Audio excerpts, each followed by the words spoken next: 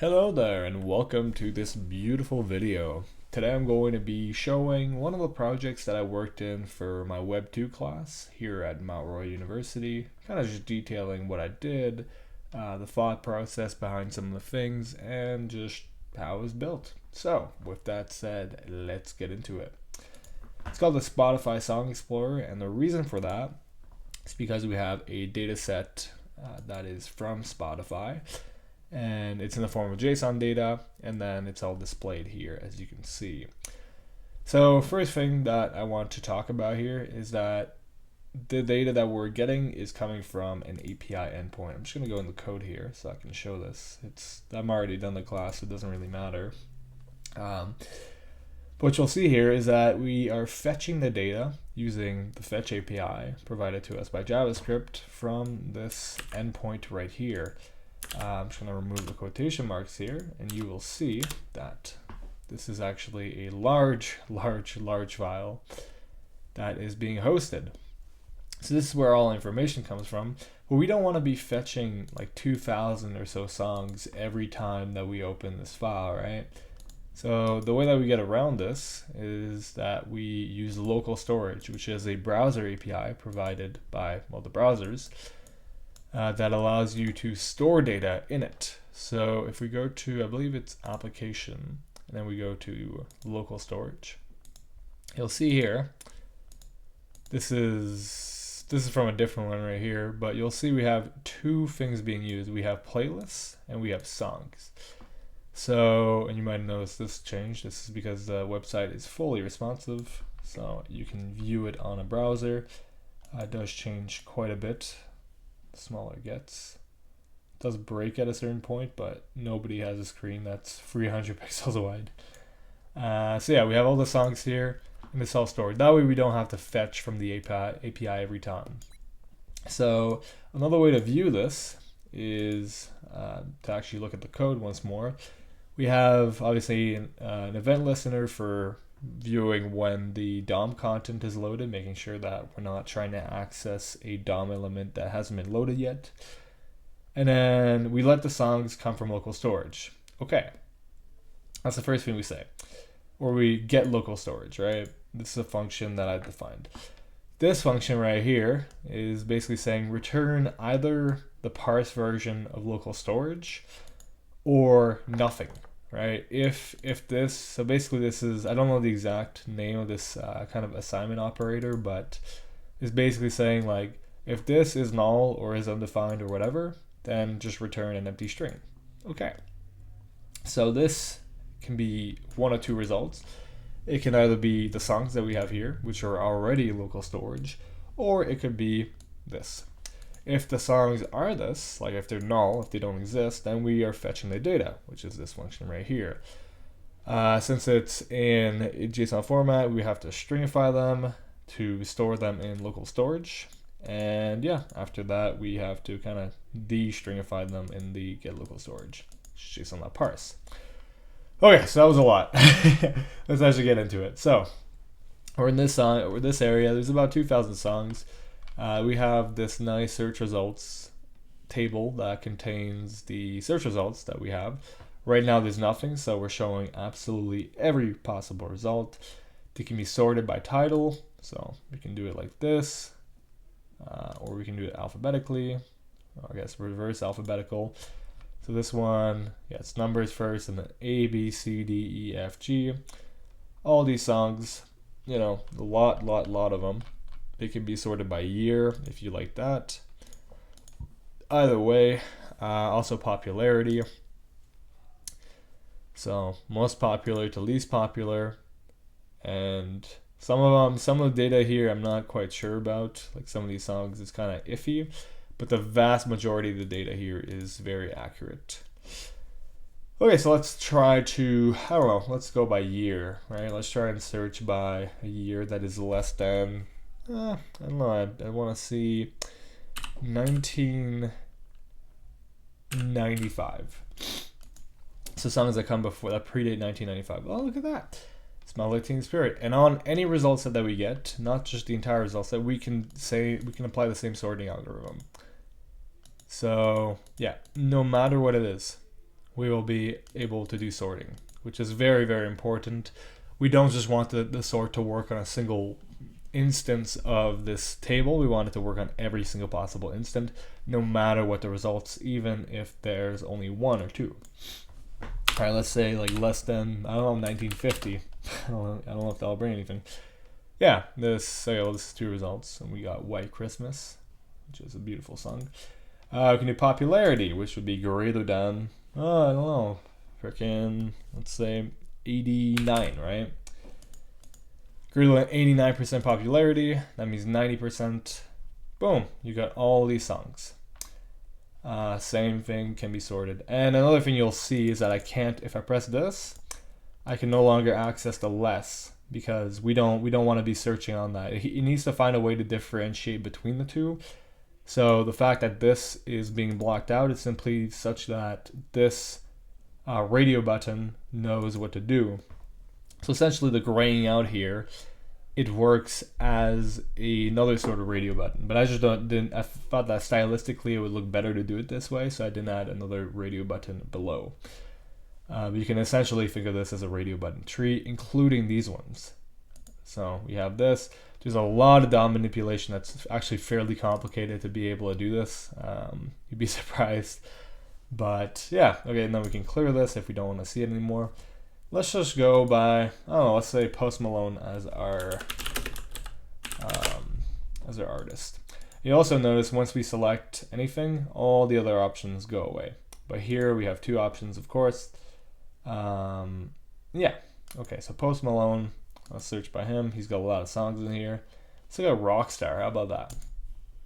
Okay, so Rockstar featuring 21 Savage, 2018, and look at this. We have a fairly stylistically developed information screen for every song, dynamically generated off the information we're given, of course. So here it tells you the beats per minute, compares it to all the other songs in our database, and basically ranks it. So this is number 266, which compared to the amount of songs in here is very good. We have its popularity value, number 274, most popular in this database. Valence, all of that.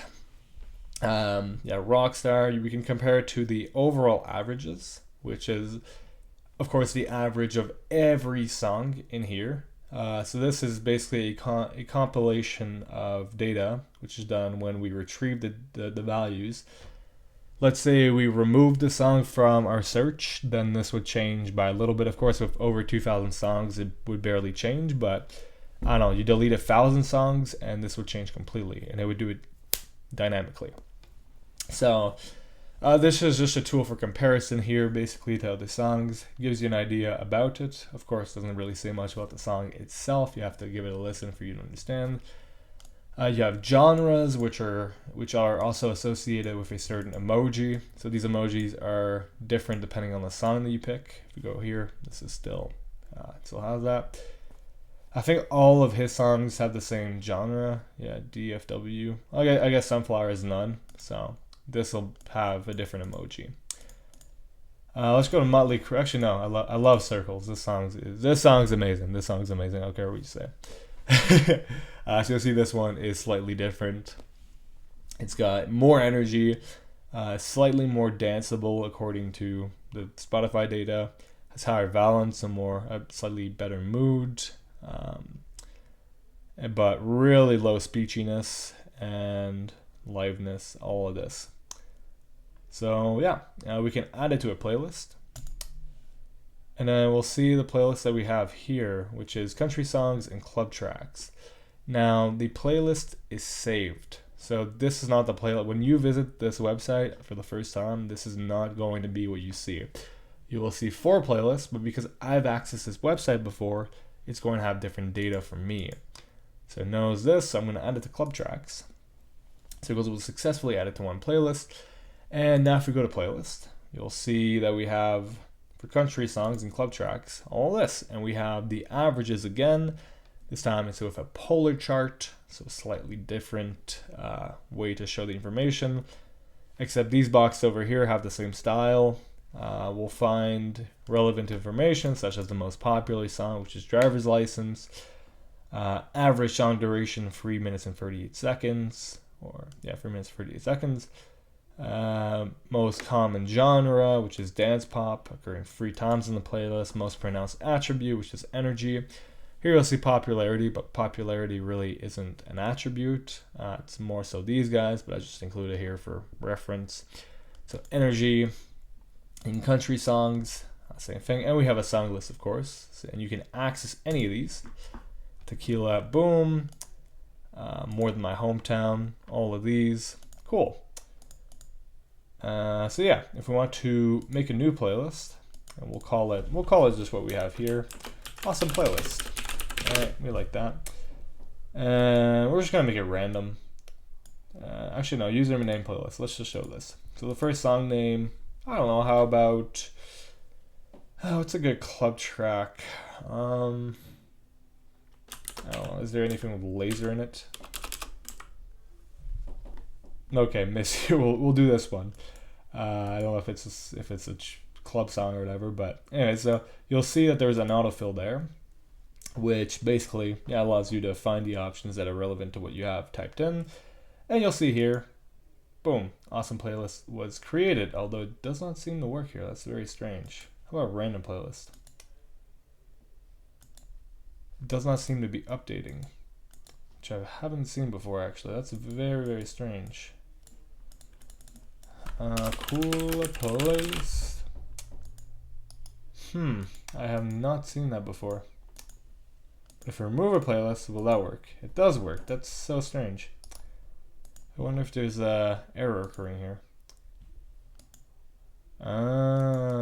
Too uppercase. Okay, so there is an error actually. I'm gonna have to fix that. It's a simple method call that apparently is screwing it up. Well, there we go, debugging a little bit. But anyways, okay, so let's continue with this. You'll see if I reload the page, this is going to stay. So again, permanency in the state of the information that we have.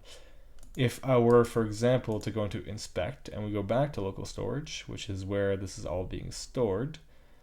I feel like I'm missing it. Okay, that would be an application. We go back to local storage, we remove playlist, delete. Okay, now we refresh it. You'll see something very different. Look at that, we have 4 playlists now, and this is the default state for it. But once again, if we remove it, then it'll stay that way. So it's very modularized. So actually, let's go here. Let's go into a view. Oh, sorry. I'm just gonna now demonstrate the capabilities in terms of responsiveness for this. So let's say you have a Nexus 4. You'll see the playlist. Obviously, it's in a grid. We have the options here. Same kind of setup. And then yeah, song list. You can scroll on this thing. Most popular song, and you have the chart still there. Let's say you want to search a song. This is more or less the same, so you'll have all these options. Let's say modern rock. Filter, boom. You will notice here though, one thing to notice is that there are only 3 categories here for the table in terms of search results versus what we had before, which was 5. And that's just because we want to still be able to read this. We don't want the font size to be like 5 pixels for the text. So I had to get rid of a few, which means slightly less capabilities on mobile, but very, very little. Let's say Believer. That's a good song. You can do that. Same kind of thing. Looks like this is slightly off, but I don't know. Yeah, slightly off. Looks like there's a bit of a rendering issue there. We do on Pixel 3 XL. I've actually tested it on my phone, and that does not seem to be how it works. So it could be an issue here. Either way, it displays pretty good. Yeah, there we go. Okay, although it's still doing that scrolling. Very strange. But yeah, okay. So this is basically what I was trying to show here. Just the actual formation of it. So yeah, that is a short showcase of this wonderful thing. I might go into code a little bit. I know it's very, very long. When you see something like this, especially in vanilla JavaScript, it's very easy to have things become quickly overcomplicated to potentially have repetitive code. I don't think that the code here is repetitive, but there's definitely some methods that I designed at first for a single application that I didn't realize could apply to multiple, but I realized that too late, so I write two very similar methods or functions, whatever. Yeah, but anyway, so this is chart value. You'll see this is to make the song information. All this information has to come from somewhere, right? This is the emojis, that kind of deal. Anyways, I'm not going to go in the code. If you want to check that out, you can visit the page at eric101.github.io/Spotify Songs Explorer, or you can visit my GitHub, eric101, and visit the GitHub repository. All the code is in the script.js. You can also see the CSS for this if you're so inclined. But yeah, basically that is this video. Thank you for listening, and I will speak to you later.